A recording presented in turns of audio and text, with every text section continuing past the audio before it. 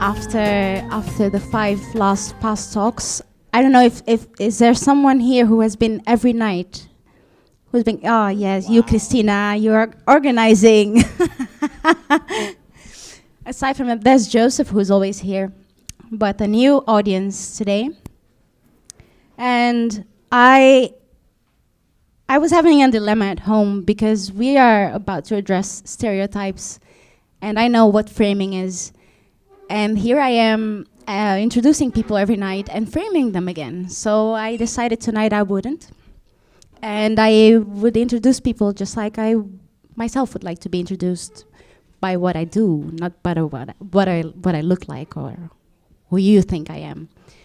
So here I am with Maryam Kamal Hedayat, a visual artist, filmmaker. A video maker is one thing we agreed to not say. And Mounir Samuel, journalist and author, and a performance artist. He's writing his first performance right now, not as we speak, but yeah, I'm like having my theater tour coming up. So he'll be back in Belgium, I hope. So, but we talked about this. So we called. Let's not deny that we had phone calls and we laughed and we recognized a lot of stuff in our very different lives. So there is a lot to unify us by our differentness. Yes. How do you feel about us having to address stereotypes? Both of you. When I say you can both feel addressed to have the talk. You can talk to each other. You can forget about me sitting here. I will object, but you can. So do you want to kick it off, or? No, you can kick it off. Okay, because I wanted to use a polite stereotype, ladies first. So I can see that it's very weird for you, maybe, for us not to really say who we are. Because that's the thing that I try to explain now to people, that white privilege is this, basically just this, that you don't have an adjective as your function title. That you're not that gay, that black, that Muslim on the workforce, or that whatever trans colleague. No, white privilege, and I mean to be then white and cisgendered and straight, because otherwise you still would have an adjective as a function title, just gives you the entitlement to be what you do. So if you would have 3 white people here, you would just introduce us for our function titles, and I would say I'm an author and she is a filmmaker, and that's it, and you're not having any questions. Now, if we are dressed a little differently, or I talk a little differently, you might ask yourself over and over, is he gay, is he gay, is he gay, is he gay? But still, I will be what I do. Unless I come out as gay, and then I'm the gay guy on the stage. But having a color immediately reduces your identity to who you are, and who you are is then defined by what you think you see. So I now will give you the chance to think out loud who I am. What do you see? Just oh, come on, don't be shy. Just say the first thing that comes to mind. I won't be offended, seriously. No, an author you knew, what you see. I'm not asking what you know. That's what I said. I want this sweater. Yeah, it's quite colorful. Yes, I love it. Okay, so you're all very shy now. I can tell you what you've probably seen, at least what most people think what they see when they see me. They see, especially in the country that I come from, and the color tells it a little bit. So they see a Moroccan, Muslim, cisgender, straight guy. That's what they see. And that's not what I am, not one of the 4. There you go. And so what I am, I won't tell you yet. I will keep some suspense. But the fact that if we wouldn't say this, if we don't share this, people will just ask the whole debate, like, who are you? Who is he for real? What is he for real? That's something that is so suffocating. And what I just said, I am tired of the phenomenization of my existence. Can you say that slowly again? Because I like to savor those words. the phenomenization of my existence. So we turn into tired of phenomenons. being a phenomena and not having a profession as such, and not having like all those master degrees count for, because the only thing people want to know, where you're from, where you're really from, how did you learn this language, what do you do, what is your sexual orientation. Just say that you're gay, because we all know it. I'm not, sorry. And I'm single, by the way, so this is an open call. I am open-minded, I'll tell you that. So, but these identity thing, people don't understand the luxury of being what you do. And also being complex and multiple while black or colored. Maryam, this is something you experience as well. Adding to that when you tell people where you're from, they assume they know about your religion and your those kinds of choices. And your last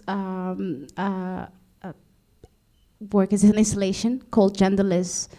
I imagine that it also puts you in a frame like, oh, this is awesome. It's a feminist from Iran where women are oppressed. Doing an installation on gender. Exactly, Okay. yeah. I encountered that problem, I think, when I started to work on this idea. You revealed her identity, one of them. I know. But Spoiler.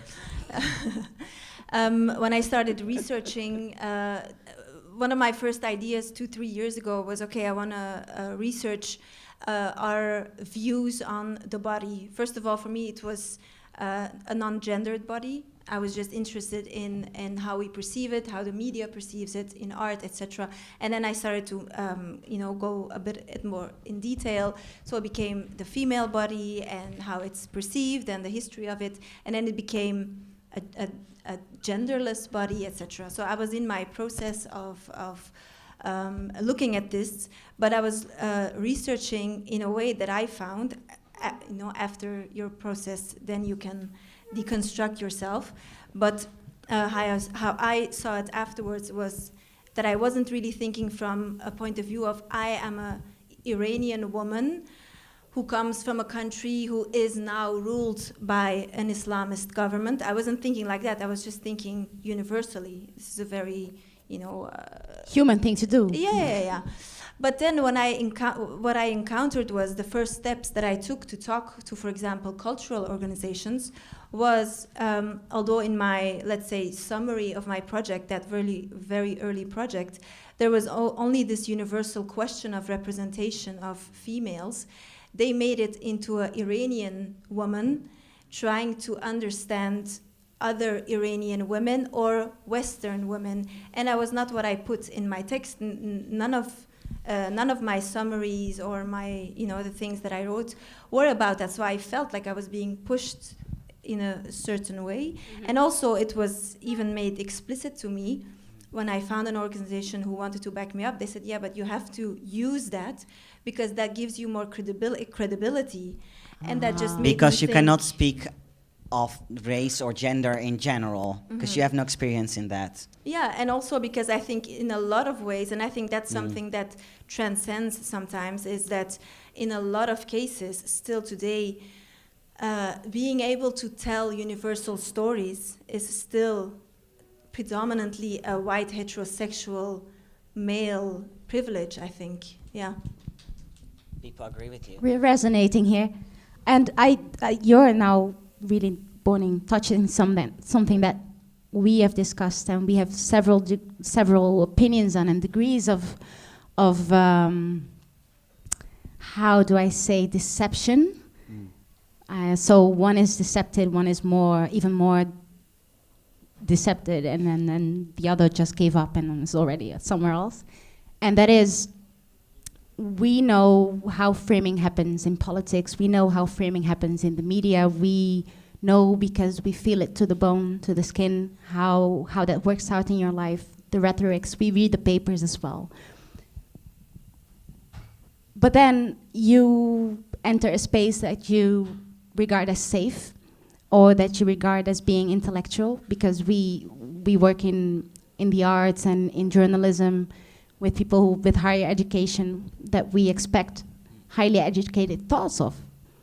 how then is our common experience, and not only the three of us, ladies and gentlemen, this is an experience that has been documented for years and that I account for, that is being lived by many people in progressive areas of working areas. How then is it to experience privileged thoughts, stereotypical behavior, even racism in spaces where you think you're amongst progressive people? Yeah, so there's so many things, there's so many things to say to that. There's so many layers, I don't even know where to start. Yeah, that's why my question was so long. But so there are several things. First is this thing of cognitive dissonance. So especially more intellectual, highly educated, left progressive people think of themselves as being, like having arrived. So in Dutch we would call this de wet van de remmende voorsprong, the law of the resisting advancement, that because maybe once in certain aspects you might have been ahead, which is also debatable because who decides what's ahead and behind and progressive and not, but anyway, you think you have arrived. So a good example would be the Netherlands. The Netherlands was the first country on earth to accept same-sex marriage, which is already a ridiculous term. You should just call it marriage. Yes, please. Burgerlijk opgesteld huwelijk voor gelijkgestemde paren. Nou, okay. So, but then again, if you look now at the ranking of the Netherlands as a whole on the international rainbow lists, even of Europe, we are like on number 14, 17 of all European countries, even like being like other countries being ahead, like Moldova or Serbia, which you wouldn't maybe expect. And so but the overall view in the Netherlands is we have arrived, we're there. But this was just only the start of a lot of laws and regulations that we need as a country for people like trans people or lesbian couples or gay couples or anything else or any other group or non-binary people to have their rights and to have the same equal rights to other people in matters of health, family, finance, and so on and so forth. And we have this same issue in every other aspect. So it's very hard to discuss with the left progressive person that he might have racist ideas, because the first thing he will shout, he's not a racist. The second thing he will shout, he's not a racist. And the third thing he will shout, that he has a black friend, or had a black lover once, or has a black child that he adopted from I don't know where, and so on and so forth. But we all have racist ideas, including myself. We are all transphobic, including myself. And I can tell you now, I was born in a female body. No, I wasn't born in the wrong body. I was born in the wrong time. So why do I have transphobic ideas, even though you might call me trans? I rather not identify as such, because our understanding of gender is so immature, so young. The whole concept of transgender people as such is for most people such a new concept that you cannot even say without winking and looking yourself in the mirror, I have no transphobic tendencies. You might want to be open-minded, you might have the best intentions, but then again, the way to hell is paved with good intentions. And what I noticed in my coming out and all is that the hardest, most painful questions, remarks, comments I got were from my left progressive colleagues. For example, at the Groene Amsterdammer, which is a Dutch equivalent to the New Yorker. But although I can speak about this with, for example, Muslim friends or fellow friends that have bicultural roots, because they are aware that maybe as a culture they aren't yet very open to the concept, I couldn't discuss this with my white colleagues. They would get so mad that they were about to fire me just because I said that I didn't like questions about me having a dick or about me having sex in a certain way, or that I didn't like them to decide that I was still a girl because they wanted me to be still a girl. And I would have to listen to their jokes and all that, and when I would try to say, hey, I don't feel comfortable with these jokes, or it's not right, they got very mad, said, what are you saying? That we are transphobic, we are the most queer, open-minded people on earth. And so that's the end of the discussion. And and I really saw a very painful connection to higher education and having that feeling of we are there, and the same thing. So I'm gonna come out even more. My father is Egyptian and my mom is Dutch. And everyone tells me, oh, that must be so difficult with an Egyptian dad. And I can tell you, yes, my father had huge issues with this, but not actually the biggest ones. He had other issues with me far beyond the whole scope of gender.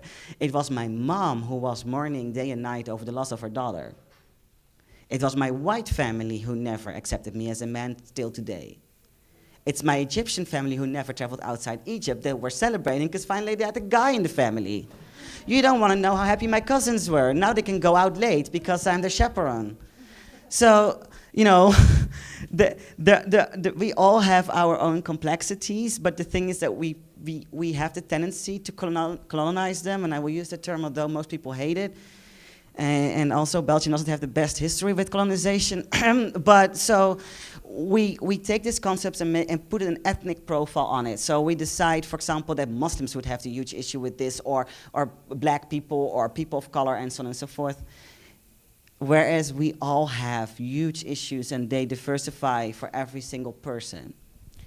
I would use the word, I always use the word for myself, and when I'm talking to friends, is prejudice. Because for me, that works better in explaining what it is, because that's something we truly, all of us share that, all of us. That prejudice is something that has no time, no color, no language, and we all have it. The only difference is that some people recognize prejudice and they actually fight it within them. They recognize it every time they do a slight, you know, they recognize it from, oh, I think I just thought something about that person, or maybe I had an idea.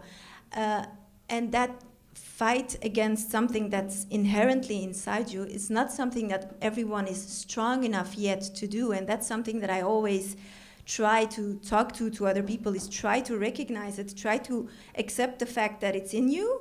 Don't, panically, like Mounir said, say, no, I'm this and I'm that. Don't define yourself, because we all have prejudices that we don't even know we have sometimes, and we encounter them when we meet new people. And then we're like, oh my God, did that thought just cross my head? But it's okay, you know.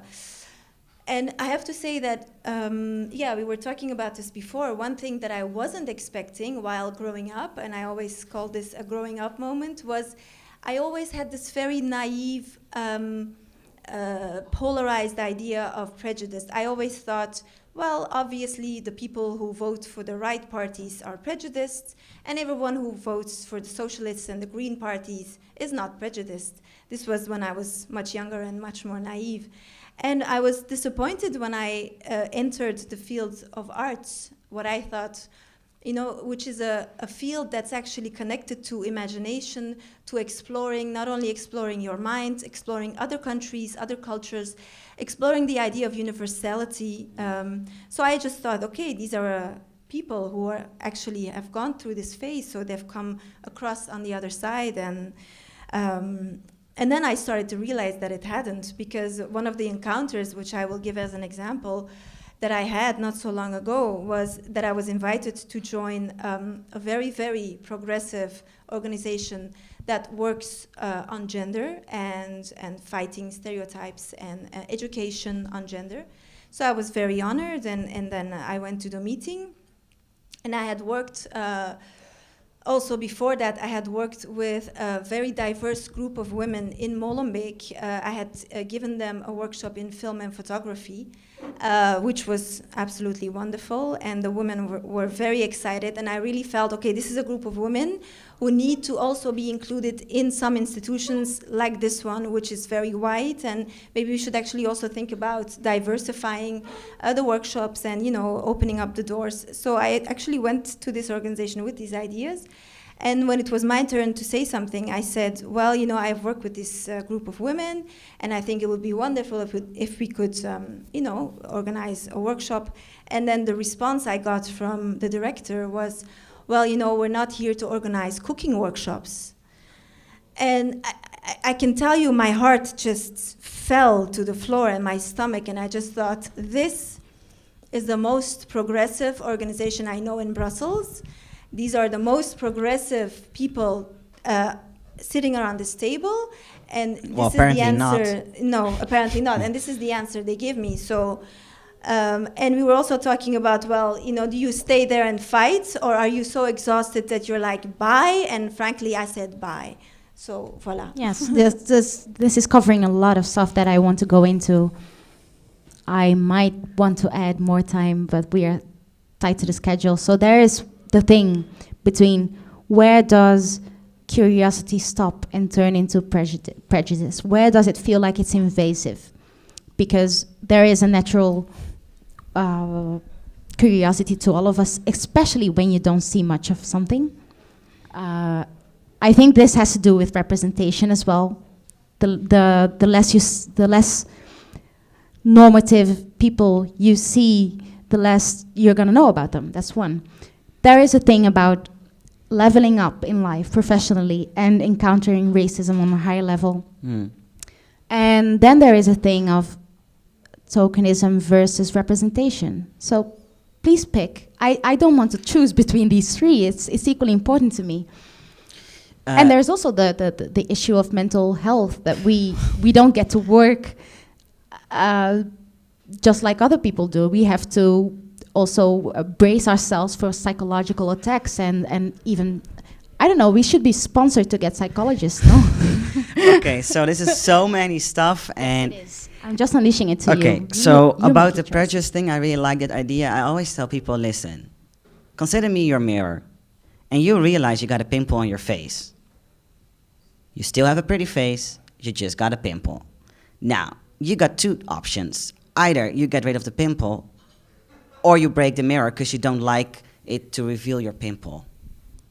And what most people do, especially in the current heated identity debate, is they break the mirror instead of just getting rid of the pimple. And they feel that by showing their pimple, that they actually have an ugly face. And I'm not saying that. I'm saying you have a gorgeous face, and it would be even more gorgeous if you would just get rid of the pimple. So you're addressing calling out some behavior as being racist while not calling the person racist. Racist, transphobic, homophobic, whatever, because all these phobias go like alongside or together. They have this beautiful dirty tango.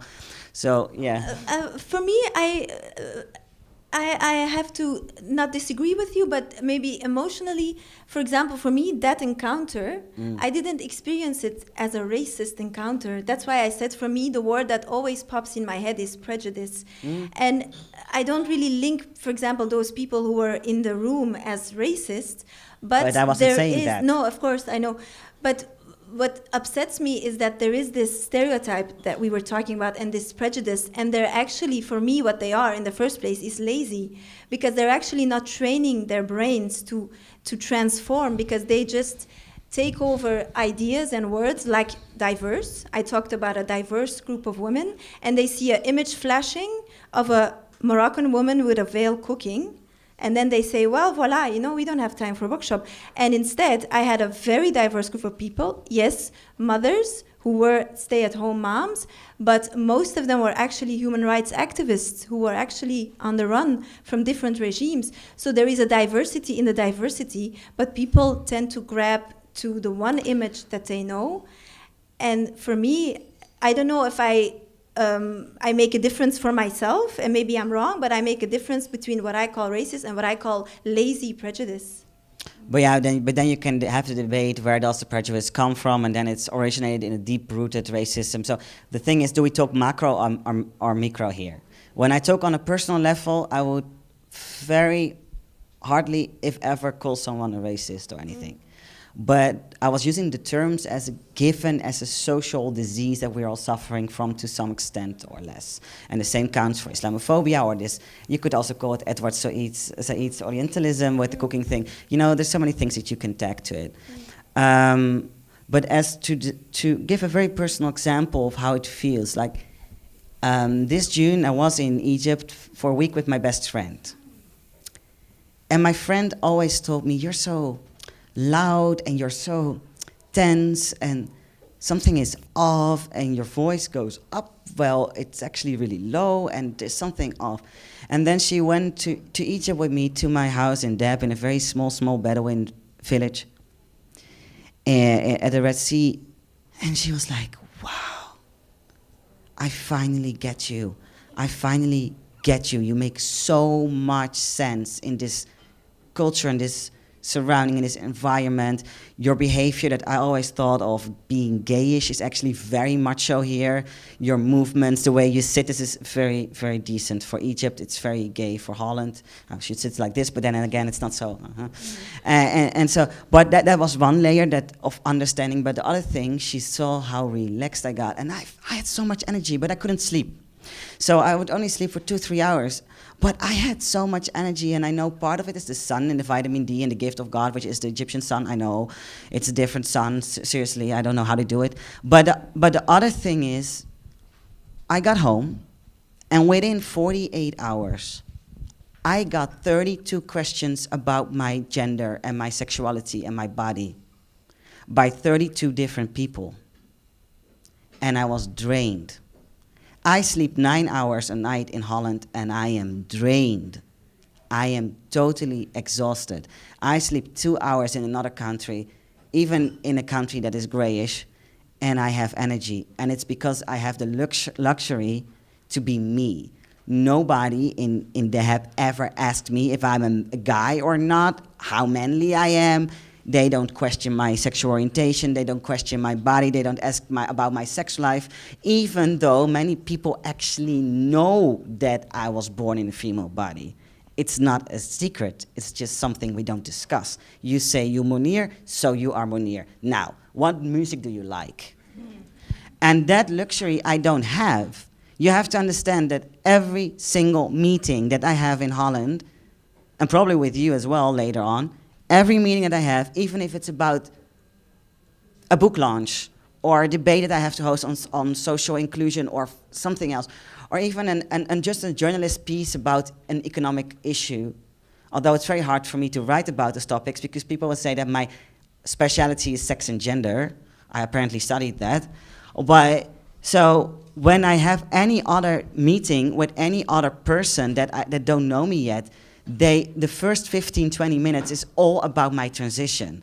And I try to steer it to the left, and I try to steer it to the right, and I try to steer it back, and I try to steer it front, and they somehow, I don't know how they do it, keep getting it back to that topic. And then when I say, but I don't want to talk about this, why are we talking about this? I don't even know your name yet, like why are we talking about this? They will say, but you have to understand, it's the first time for me, like I'm some sort of National Geographic.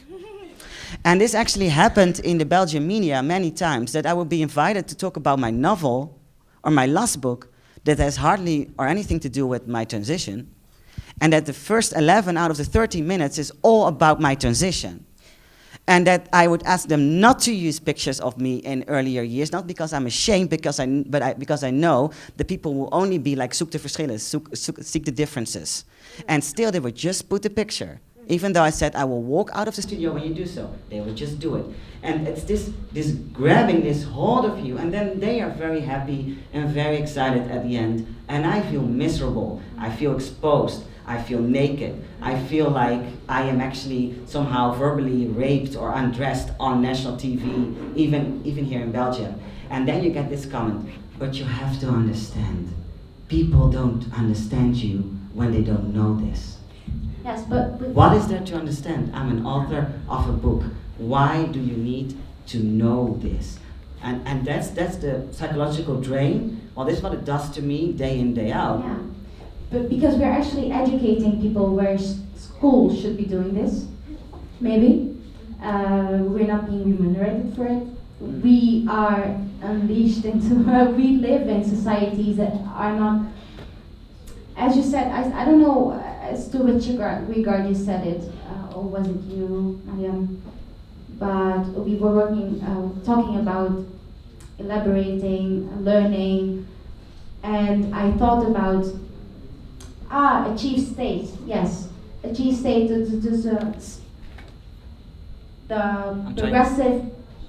progressiveness of people who are progressive. Yeah, the saying, okay, I arrived at some point and I am now liberated, I am enlightened. And I think the word enlightenment has been used so wrongly lately, maybe the last 100, 200 years. because it's being perceived as a state that has been reached, as a stage that has been reached, as a level in a game that you get to, rather than a work in progress, rather than something that we have still to work on, rather than I still have a lot to learn about the world. And I feel that we are now naming experiences in which we are put in a position without having the proper education for this, accept our own experience as a human being, that we are being put in a position of educating people into how it is to not be the norm. Yeah, we have to be careful though by using the word we, because what is we? Yes, that's what I like asking as well. Yeah, for me the big challenge is like, okay, so Marcus Aurelius said the best is revenge is not to be like your enemy. Now, I'm not saying that those people are my enemy, but the enemy that we are all fighting with is the current identity politics. Because it teaches us that, for example, we can talk to each other. You're black, I'm not black enough. You're a woman, I'm not. Or at least for many I will be, but I'm not. I don't know about your religion, but I can assume stuff about that. And we have different professions. We don't even live in the same country, so there's so many reasons that would divide us, and it would be very hard to find a common determinator. We share one nationality, though. I know. We both have the Dutch nationality. Yeah, I know it's a sin, but there's forgiveness. And for us the same thing. Yes, yes. And so what we reached a phase in which the whole we-they thought became a reverse thing as well. So in Holland, for example, some years ago I wrote this essay called We Against the Tata, and Tata is Dutch slang, not used by white Dutch people though, for white Dutch people. Because Dutch people call themselves kaaskoppen, but the rest of the world calls them potato heads, and so we call them Tata, which is from batata, which is Suriname for potato, because white people don't smell nice. No, sorry, this is a very bad joke. But that is where the word originates from, so now you got it. So the We Against the Tata thing was a development that is a result of populist rhetoric. So at some point, you found all these sorts of alliances that were built between, for example, Afro-Dutch people with Muslim Dutch people that were usually not that friendly towards each other, although of course you have Muslim Afro people, because let's not make it either or. And so the LGBTQ movement, and in the back, so you get all these groups that became some sort of front against whatever then was white. And of course, many people feel threatened by this movement, and many white people feel very threatened by this movement because they feel like they're taken as over, and then they is everyone who has some sort of color, is somehow different, is whatever Asian, something, just anything else but white. And for me, my mom is white, my father is very brown. I've always been traveling back and forth different groups. I don't feel part of any group. I don't even feel part of either womanhood or manhood because both haven't accepted me. So even a very basic thing, I don't know where I belong to. I'm a Christian, I've always dated Muslim women, and I am like praying in the mosque. What does that make me? A very pious person, I guess. So I've in every way, I've always been moving between groups. And I've moved all over the LGBTQ scheme and back. And so then at some point I realized I'm such a minority within a minority within a minority. Oh, and by the way, I see 8% with glasses. So I'm also visual disabled, so we can go on and on and on. And then you got like basically two choices. Either you say, I'm not part of any group and everyone is against me, and you feel like very sad about it, and I do. Or you say, because I'm such a minority within a minority within a minority, blah, blah, blah, and even my parents haven't accepted me as such, I decide to stretch out a hand and find the thing that unites us. And I can only do that when I step out of that logic of one-dimensional thinking. Because if we have this identity politics which is one-dimensional, then you can talk with me, you can talk with me, and I can talk with any of you, because you're not going to tell me that you're Egyptian, Dutch, Christian, transgender, visual disabled, sexually fluid, and a journalist. If you are that, then you can talk to me, right? And so when we decide to embrace multiple identities, then you actually realize you have so many things together. Like, for example, we focus on outside identities like color and stuff. But what about roles? Maybe we are both children of very loving or very dysfunctional parents. Maybe we both live in Brussels. I definitely don't, but you do.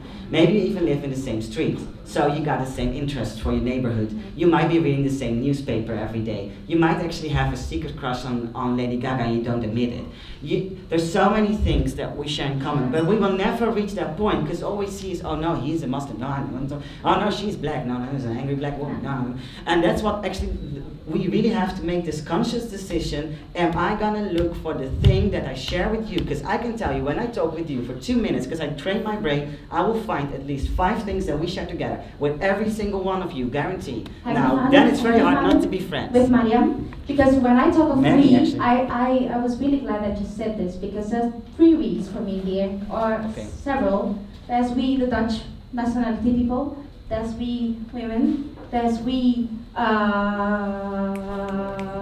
the we that has the non-normative. Okay, yeah. I'm not really bicultural. So You're there's, fully cultural. I am.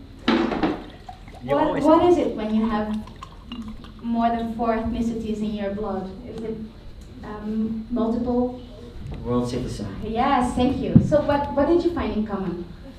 And what do you, to which extent do you agree that I also have trouble in balancing, addressing certain stuff, such as privileges, fragilities, inequalities, without grabbing back to the identity politics? We have to address some sort of classicism and differentiating basis of color. Well, to go back, because we've been talking a lot now, Yes, to go back yes. to one of the points that you were talking about, I just wanted to say that for me it's always very, very important to, again, look at it from a universal point of view, and that is what we do as humans, again, is, and I'm not an evolutionary biologist, but I know that this is something that we did, and I think we still do, and that is we categorize because we think we feel safe when we categorize. We think, how can I keep myself safe? How can I predict what this environment is in front of me? And that is by categorizing, and we all do that. That person, this.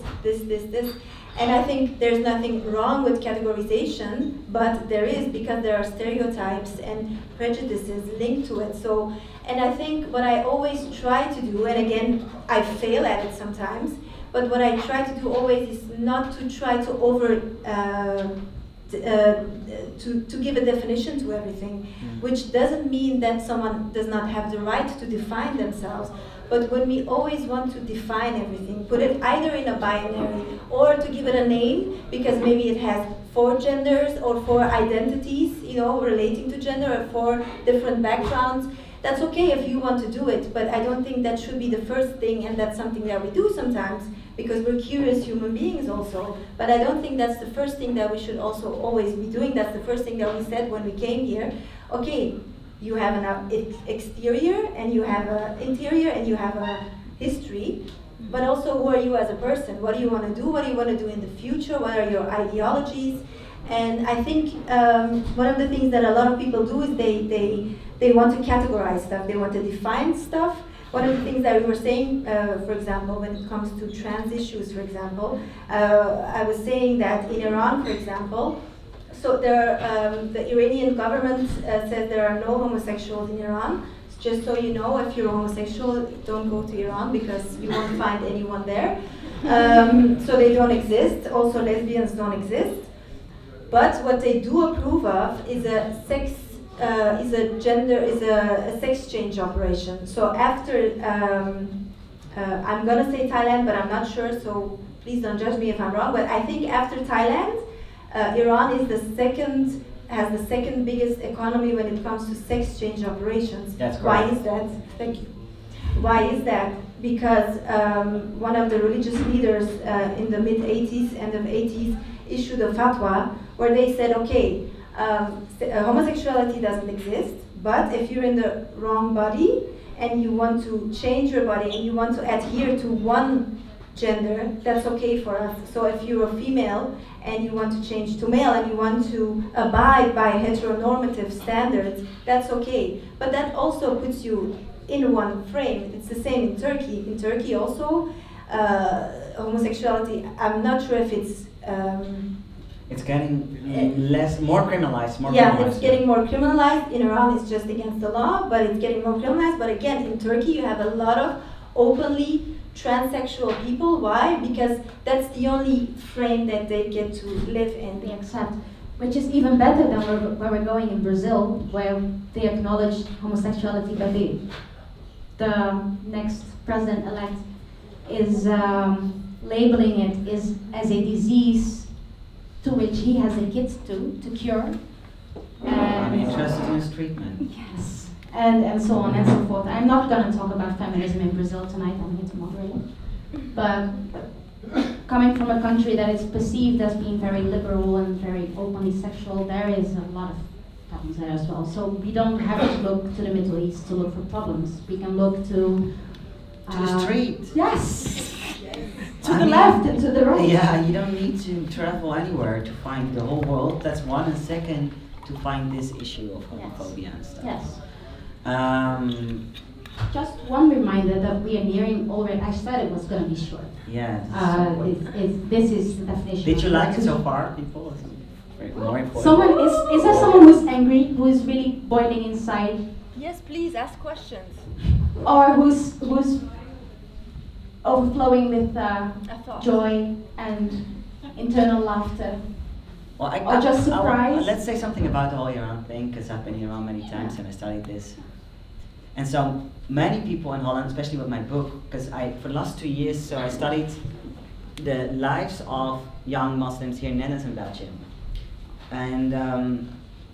And I decided to live among them, as most people see me, I consider me a Muslim anyway, and I've been arrested for being a terrorist and all that, so I might as well just live it out. So on Friday you will see me in my jalaba going to the mosque. People will be very scared of me. It's so interesting. But so many Salafist mosques in Amsterdam invited me when they realized that I was keeping Ramadan, and they invited me to their mosque and so on and so forth. And even here in your Imam Khalid Ben Hadou here in Ghent. I spoke to him many times. I interviewed him. He's also in my book, and he said, like, you're a perfect Muslim, just say the Shahada and we can marry you to some good sisters, because there are many sisters that are very interested in you. Mm-hmm. But my own pastor won't marry me, because he says, I don't have a wife, but if I would, or fiance, because he says that no, it's still considered a lesbian marriage. I don't know, but okay.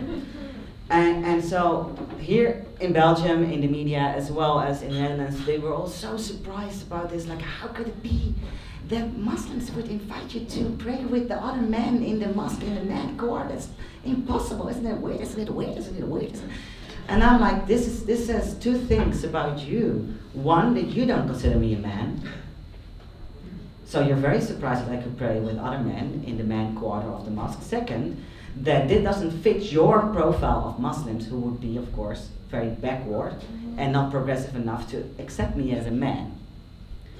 And till this very day, I find it very hard for people to understand that honestly, the group that supported my transition the most and supported my work the most, and that is actually my biggest fan base, and that reads my book and brought me back and forth from hospitals to whatever else, were the Moroccan Dutch community. Nobody believes that, even though it's the truth. But it doesn't fit our stereotype, let's use that word. It doesn't fit our ideas on how these people, whatever that people is, because it's quite a big group, would think, feel, and approach me.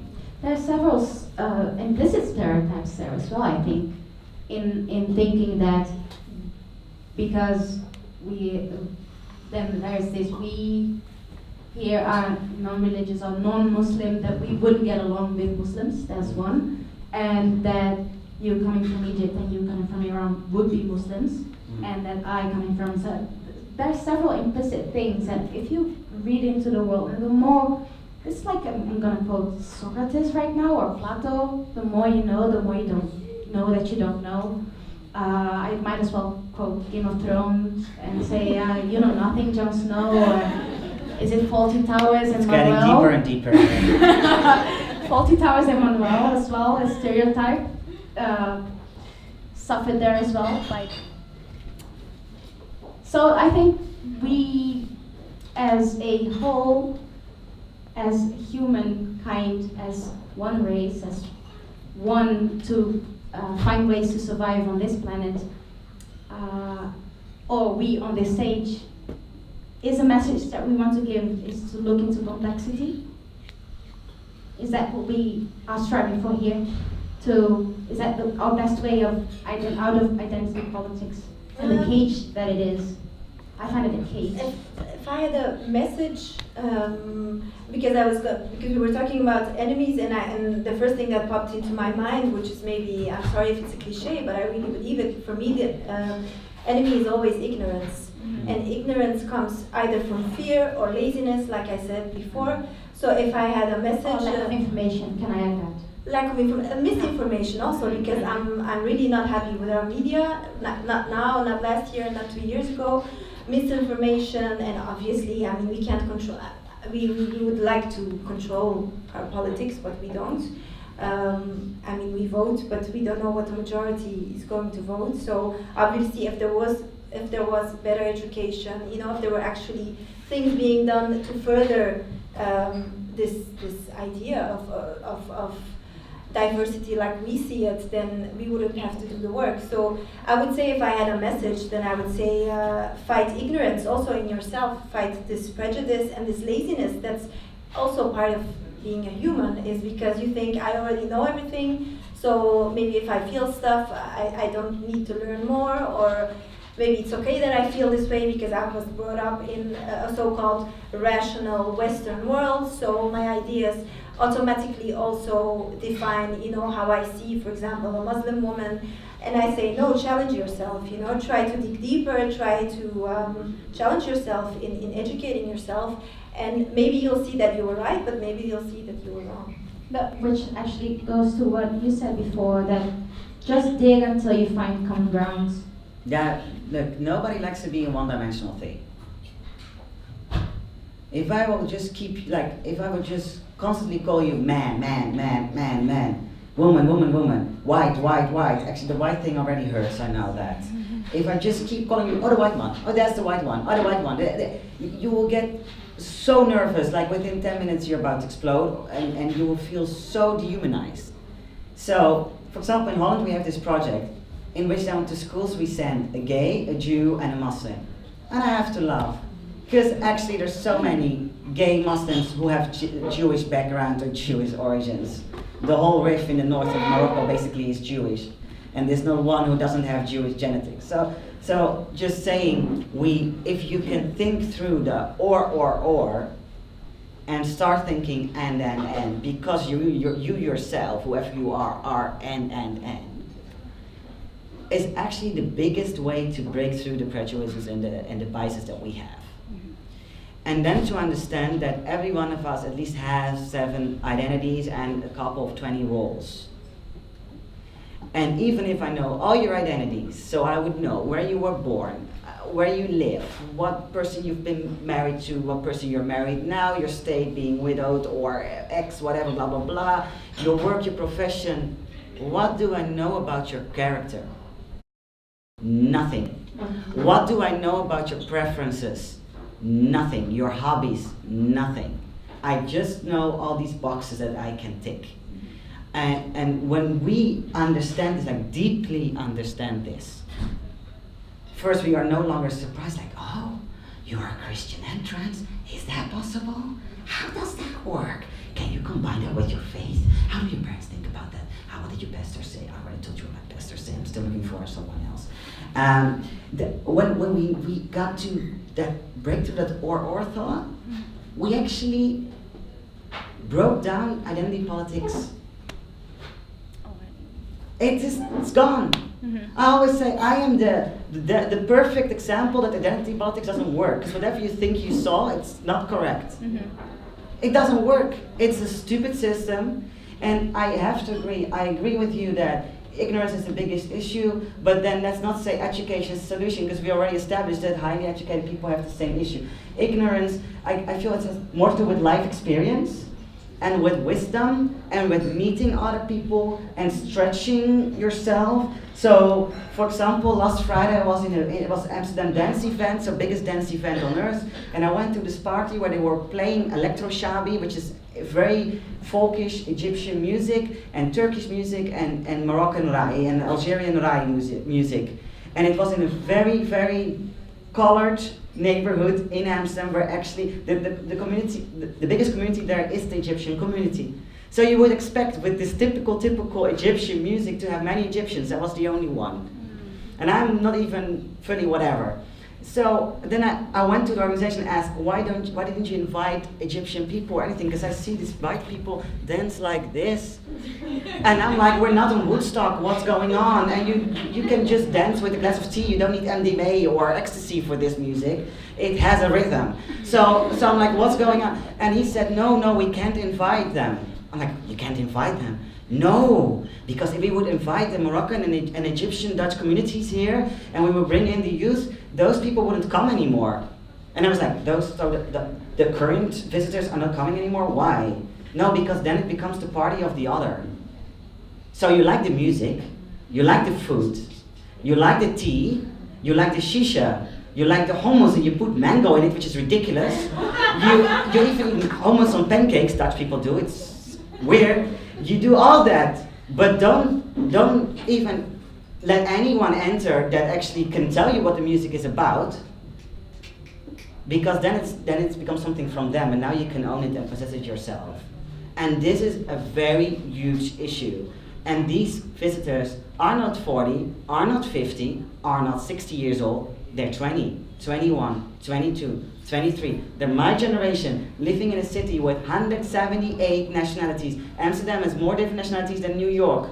And we cannot mix, because then it becomes the party of the other. We are the other. We are others by the fact that you are different than me and I'm different than you, and we have a lot to share. Sorry, And I got also very we are the passionate about future. this.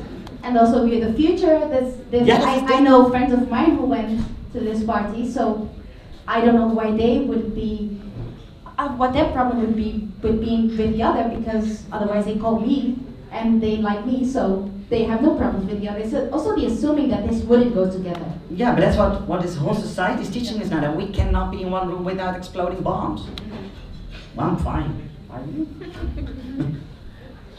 I'm gonna continue talking to these two. We're gonna put away the microphones. We're gonna have a blast and a laughter, and not recorded, because we're closing off now. Unless there are questions, unless you come forward, be less shy, and ask what you're already thinking. I know.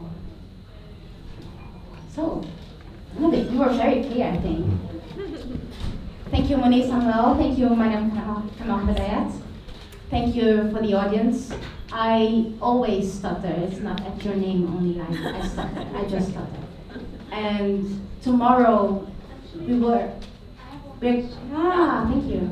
I'm gonna say that tomorrow there's another talk I want to invite you to, where we will be continuing on this topic of identity politics, because these small talks are, I feel that, too small for some of the big topics, yeah. Some of the big topics. Wait, what's the question? Yes.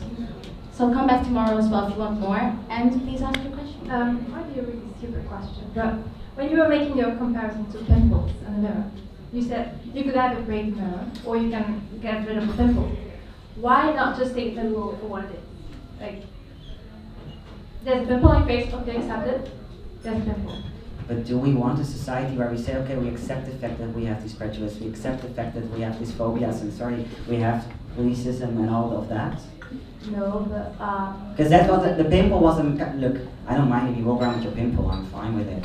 I have one myself, but I'm talking as a metaphor for something a little more infectious than just a pimple. It starts off with a pimple and it ends up as cancer. I think the right metaphor is a cancer. Is tumor. First of all, you have to recognize the pimple, because a lot of people don't recognize it. Yeah, but then if you know, okay, but the moment that you realize you got one, and it's a metaphor for prejudice and else. Yeah, okay, then you get rid of it. Yeah, and so what I experience actually when you try to to show people this, even your mere existence, because you have to understand, I don't like to talk, for example, about gender or about religion every day. But the fact that I do what I do for people is really very confronting with their worldview. So a lot of men, gay and straight, feel very threatened when they realize I was born in a female body.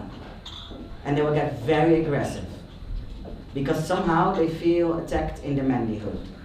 And they will start to compare beard growth, chest hair, and the most stupid things, and say, no, but you have more chest hair than me. How is that possible? How long have you been these muscles, they're water, right? They're not real muscles. No, they are muscles, man. And they get very aggressive with this. And I've been beaten up and all that because men get threatened just by the mere existence of me. I'm not even saying it, but just because they find it out, they get mad. And so they realize they got a pimple by the fact that I'm just standing there. And apparently, manlyhood is more than being born with a penis.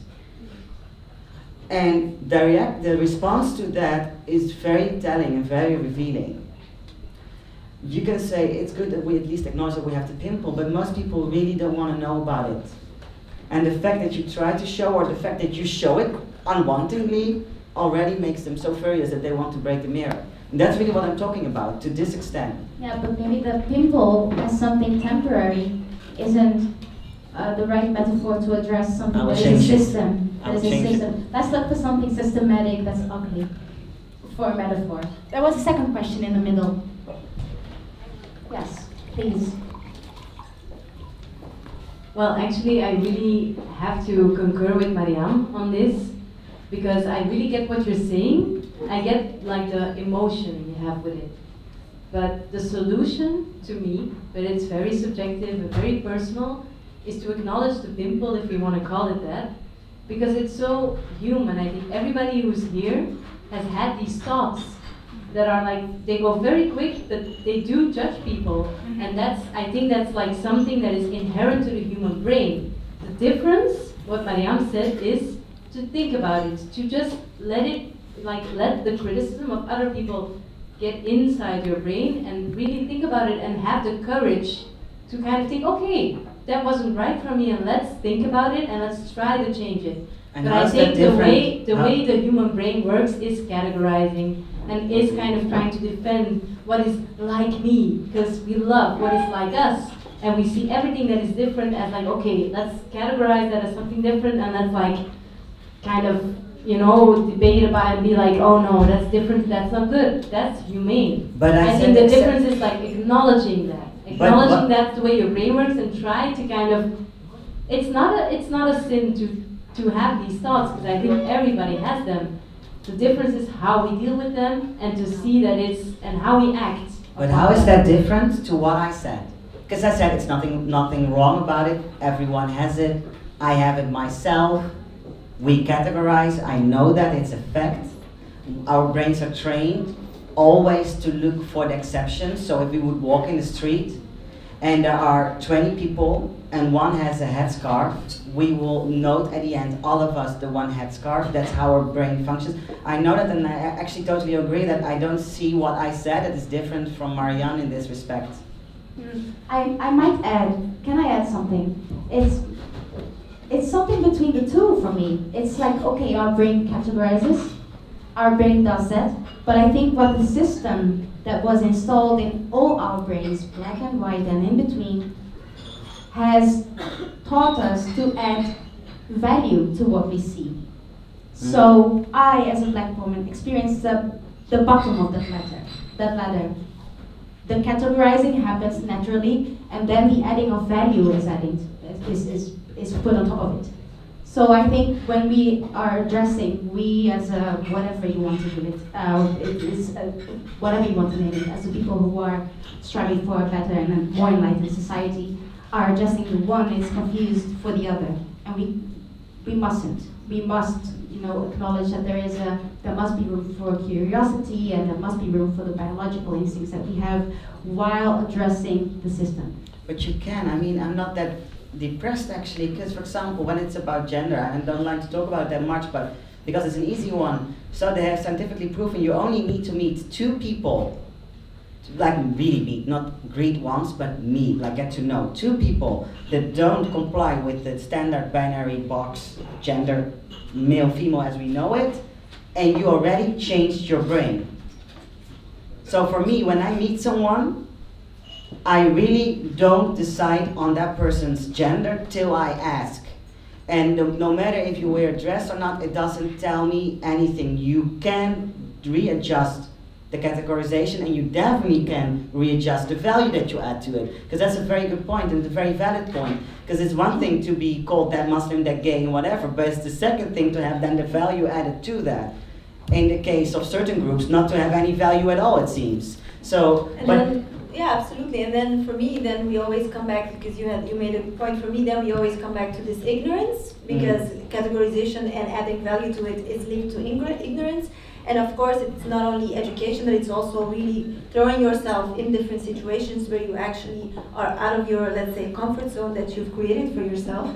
But I think one thing that I would also always say, and I feel like I'm Deepak Chopra or something when I'm saying this, but I really feel like one of the other words that I would always use also, in regards also to what you were saying about the people, you also have to be brave. And I think brave means if you see the pimple on your head and you see that you're making some mistakes, be brave enough to say, okay, I did this, and I will try to improve myself, or I will go and find out why it is that I think like this, and where do I come from. And these questions, I feel, are not always asked enough. Where do I come from? Where does my frame of thought come from?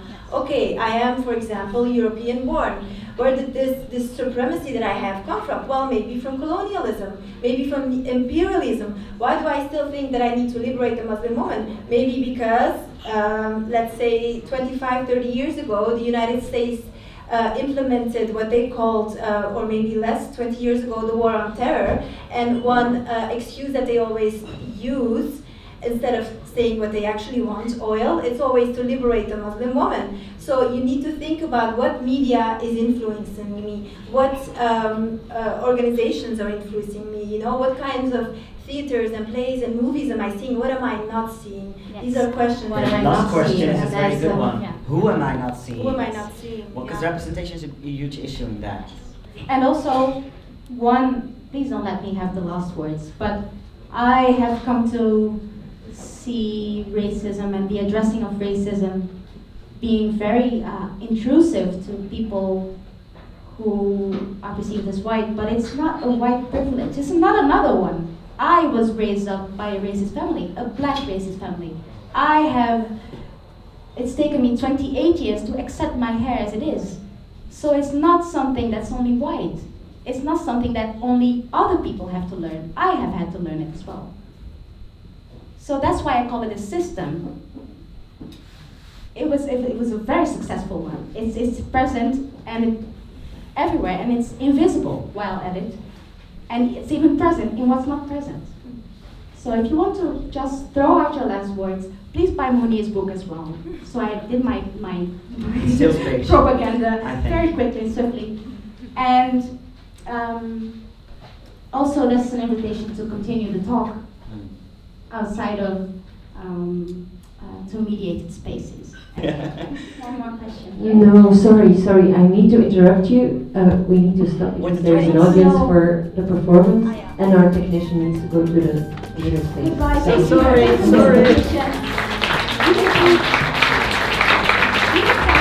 But you can definitely ask your questions without the mic. Thanks, Maryam, Mounir, and Carolina.